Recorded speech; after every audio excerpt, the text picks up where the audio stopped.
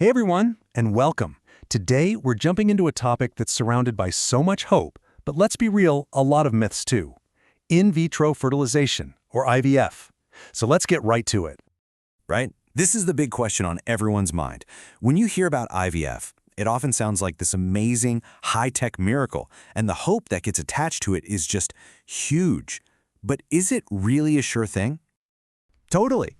And that's exactly what we're going to do today. We're going to break it all down, separate the facts from the fiction, and really get into what this incredible technology can do, and, just as important, what it can't.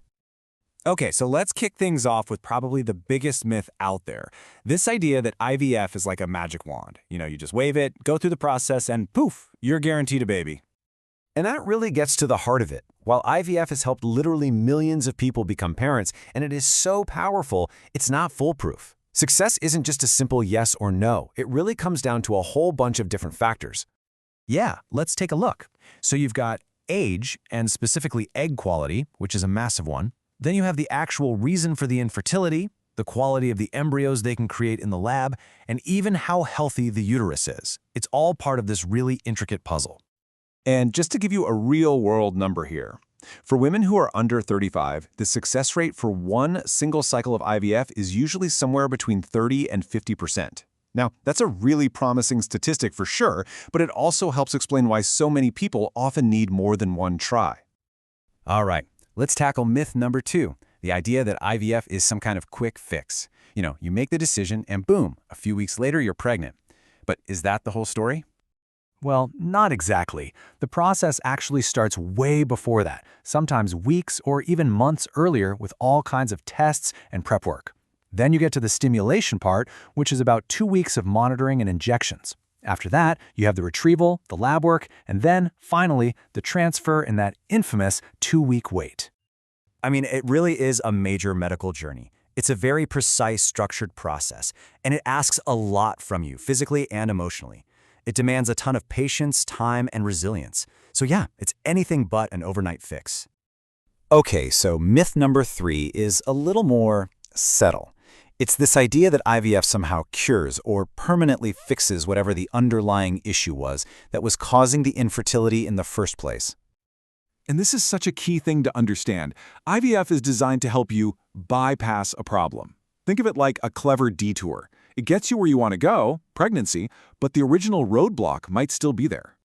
Here's a great way to think about it. If someone has blocked fallopian tubes, IVF helps the egg and sperm meet outside the body, but it doesn't actually unblock the tubes. Or, if there's a low sperm count, a special technique can help fertilize the egg, but it doesn't change the sperm count itself. So you see, it's an amazing workaround, but it's not a permanent cure.